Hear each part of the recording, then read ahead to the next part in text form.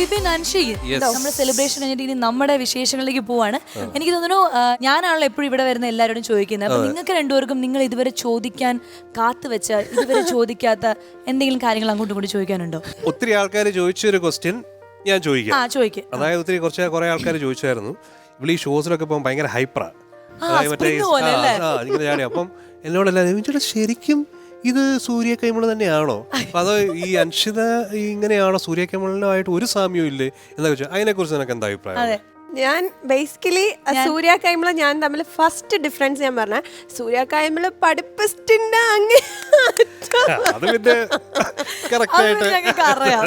ഓർക്കണീറ്റല് പുസ്തകം എന്ന് പറഞ്ഞിരിക്കുന്നത്. പക്ഷെ അൻഷിത അങ്ങനെ ഒരാളെ പഠിപ്പിസ്റ്റിന്റെ കാര്യത്തിൽ വ്യത്യാസമുണ്ട്.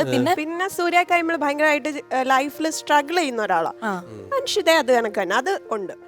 അല്ലാണ്ട് സൂര്യ കൈമള ഭയങ്കര പാവമാ, എനിക്ക് അങ്ങനെ പറ്റത്തില്ല. പാവം അതല്ല, അതായത് ഇങ്ങനെ അടങ്ങി ഒതുങ്ങി സംസാരിക്കാതെ. അയ്യോ എനിക്ക് ഭ്രാന്ത് പിടിക്കും അങ്ങനെയൊക്കെ ഇരുന്നാല്. അപ്പൊ എനിക്ക് എപ്പോഴും മിണ്ടിക്കൊണ്ടിരിക്കണം. എനിക്ക് ഞാൻ ഷോയ്ക്കൊക്കെ പോകുമ്പോൾ എല്ലാവരും എനിക്ക് അയ്യോ ചേച്ചി ഇങ്ങനെ ആയിരുന്നോ ചേച്ചി, ഞങ്ങൾക്ക് ഭയങ്കര ഇഷ്ടമാണ് പറയുന്നവരുണ്ട്, നെഗറ്റീവ് പറയുന്നുണ്ട്.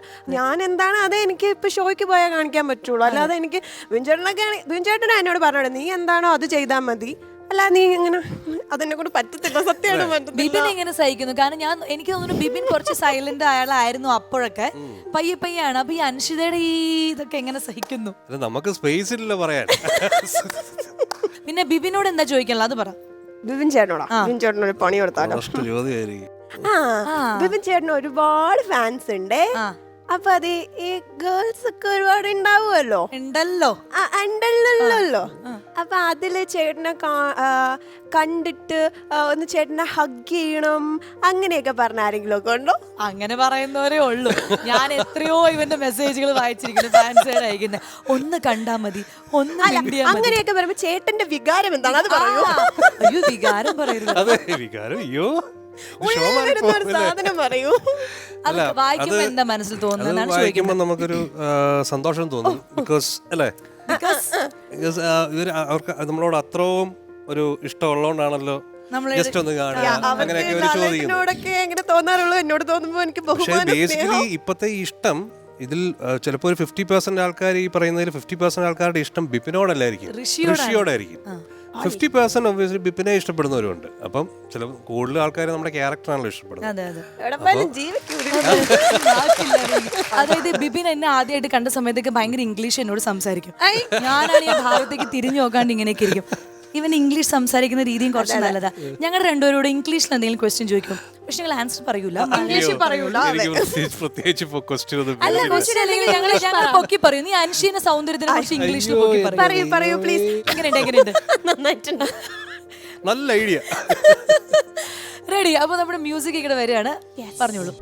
Anshi, such a beautiful girl, such a pretty lady, and you know, look at her smile, her eyes, the way she talks, the way she cares each other. No, I'm telling you, you look so beautiful, Anshi. Thank you. No, I mean Surya Kaimal, she looks so beautiful. Oh, thank you. Yeah, thank you. Thank you.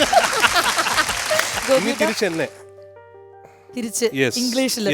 ഇംഗ്ലീഷിൽ തമിഴില് പിടിച്ചോ. തമിഴോ? അടേങ്കപ്പ എന്നാ ഒരു അഴക്. അന്ത വികാരം തമിഴിൽ കൊട്ടിട്ടും അല്ല, വാർത്തകൾ തമിഴിൽ കൊട്ടും.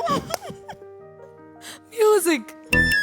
அக்கா என்ன இந்த பையனை பாரு, அவன் கண்ணை பாரு, என்ன ஒரு அழகு, என்ன அவன் ஸ்டைலு, அவன் சிரிப்பை பாரு, அப்படியே ஓ என்னடி சொல்லு. ஓ என்ன என்னோட உள்ளில ஒரு திடுதில் திகட்டலா? ஆமா திகட்டல். இந்த பையன் உனக்கு பிடிச்சிச்சா? ஆமா பிடிச்சாச்சு. கல்யாணம் பண்ணணுமா? வேணாம். என்ன அவனை என்ன உனக்கு ரொம்ப பிடிக்கிறதுக்கு என்ன ரீசன்? அவரோட கேரக்டர் ரொம்ப நல்லது. அப்படியா? அவரோட சிரிப்பு ரொம்ப அழகு. வா வா அரே வா. அவரோட கண்ணை பார்த்தியா? அதுக்குள்ள இருக்கு. உள்ள என்ன இருக்கு? அதுதான் எனக்கு தெரியல. சின்ன இரும்பு இருக்கு. ஏதோ இருக்கு. ஒரு கருத்த குரு. கண்ணுக்குள்ள லென்ஸ் இருக்கு. கண்ணுக்குள்ள கருத்த குரு இருக்கு.